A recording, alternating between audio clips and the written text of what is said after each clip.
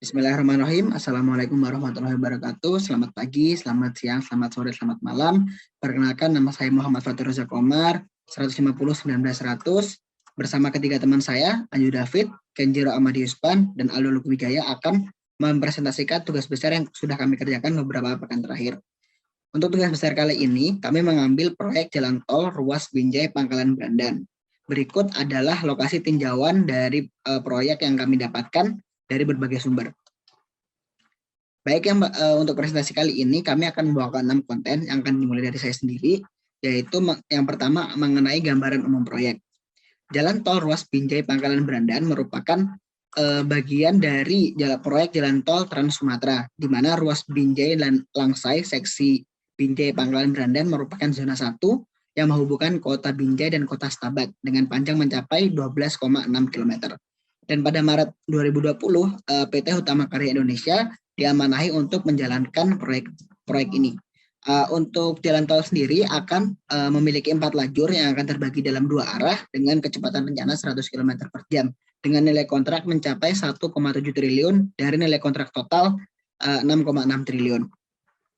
Nah, untuk pekerjaan yang ditinjau, kami mengambil pekerjaan perkerasan lentur yang terdapat pada bahu jalan, yaitu yang pertama penambahan lapis drainase, kemudian penambahan lapis base E, dan penambahan lapis AC base. Selanjutnya akan dibahas mengenai metode pekerjaan pertama, yaitu metode pekerjaan yang sesuai seperti yang terdapat pada referensi yang kami gunakan.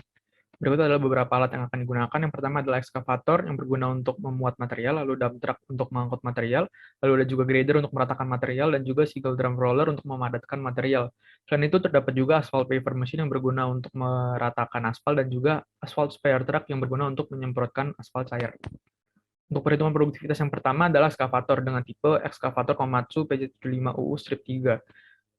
Untuk parameter yang diasumsikan adalah faktor bakat pemuat dengan asumsi kondisi pemuatan adalah ringan karena material sudah berada di atas tanah sehingga tidak perlu dikeruk kembali. Sehingga didapatkan faktor bakat pemuat di angka 0,9. Lalu untuk perhitungan dump truck yang digunakan adalah dump truck dengan tipe Mitsubishi Canter 125 PSHD. Lalu asumsi yang digunakan adalah kondisi operasi alat, pemeliharaan mesin, serta kondisi operasi kerja berada pada tingkat sedang, sehingga didapatkan faktor efisiensi alat adalah 0,6 dan juga waktu buang dan waktu tunggu seperti yang tertera pada slide. Lalu selanjutnya adalah grader dengan tipe Mitsubishi MG20 dengan spesifikasi sebagai berikut, dan juga single drum roller dengan tipe single drum roller tipe CAT CS56B dengan spesifikasi sebagai berikut, sehingga didapatkan produktivitas untuk masing-masing alat berat.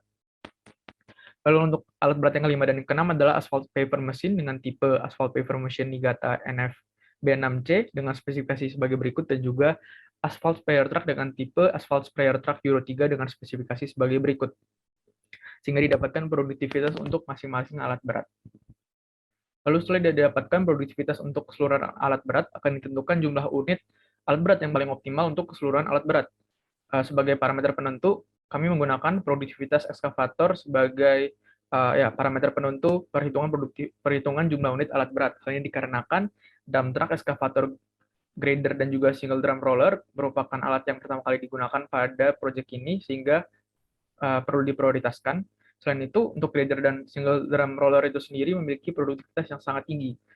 Sehingga jika kami menggunakan kedua alat tersebut sebagai parameter perhitungan jumlah unit alat berat, jumlah unit dump truck dan ekskavator akan melambung sangat tinggi sehingga menjadi kurang wajar, sehingga kami menggunakan ekskavator sebagai parameter penentu jumlah unit alat berat, sehingga didapatkan jumlah unit alat berat untuk masing-masing alat berat sebagai berikut. Lalu selanjutnya adalah upah operator. Kami menggunakan asumsi 1,2 kali UMR tempat di mana proyek berlangsung, yaitu di Binjai. Sedangkan untuk upah pembantu operator, kami juga menggunakan UMR Binjai sebagai referensi, namun tanpa faktor pengali. Lalu untuk harga sewa, kami mengambil acuan harga sewa dari harga sewa standar di lokasi proyek berlangsung, yaitu di Sumatera Utara. Sedangkan untuk perhitungan bensin dan pelumas, kami menggunakan data horsepower, load factor, dan juga harga bahan bakar serta harga pelumas. Lalu seluruh angka-angka tersebut akan dikalikan dengan jumlah masing-masing alat berat dan juga jumlah jam penggunaan masing-masing alat berat, sehingga didapatkan biaya total untuk pekerjaan perkerasan lentur ini adalah 1.535.756.526 rupiah. Baik, selanjutnya adalah metode pekerjaan 2 atau metode alternatif dari metode pekerjaan 1. Untuk metode pekerjaan 2 sendiri, alat-alat yang dibutuhkan itu terdiri dari roller tandem, dump truck, scraper tandem, aspal finisher, dan aspal sprayer truck. Selanjutnya akan dilakukan perhitungan produktivitas untuk masing-masing alat. Nah, scraper tandem diperoleh produktivitas sebesar 81,91 meter kubik per jam. Dump truck memiliki produktivitas sebesar 14,96 meter kubik per jam. Roller tandem memiliki produktivitas sebesar 1027,125 meter kubik per jam. Aspal finisher memiliki produktivitas sebesar 156,87 meter kubik per jam. Nah, untuk alat yang terakhir yaitu aspal sprayer truck memiliki produktivitas sebesar 4.500 meter kubik per jam.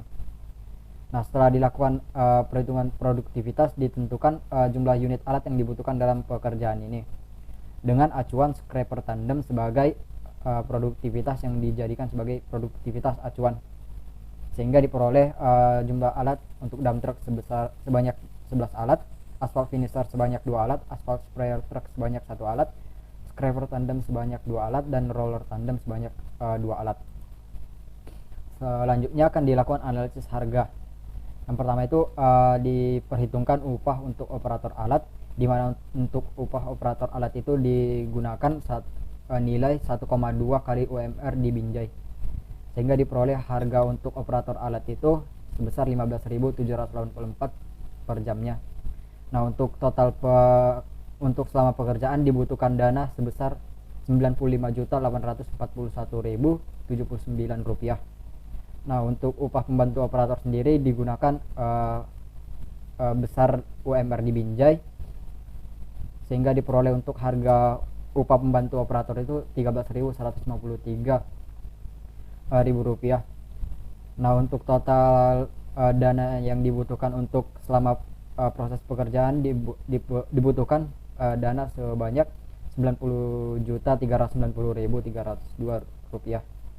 Selanjutnya dilakukan analisis harga sewa untuk masing-masing alat dengan besaran harga sewa seperti yang tertera pada tabel, sehingga diperoleh untuk total biaya sewa selama pekerjaan berlangsung adalah 645.560.000. Selanjutnya dilakukan analisis kebutuhan bahan bakar untuk setiap alat, sehingga diperoleh untuk bahan bakar sendiri itu membutuhkan dana 270.570.199, dan untuk pelumas membutuhkan dana sebesar 35.419.948.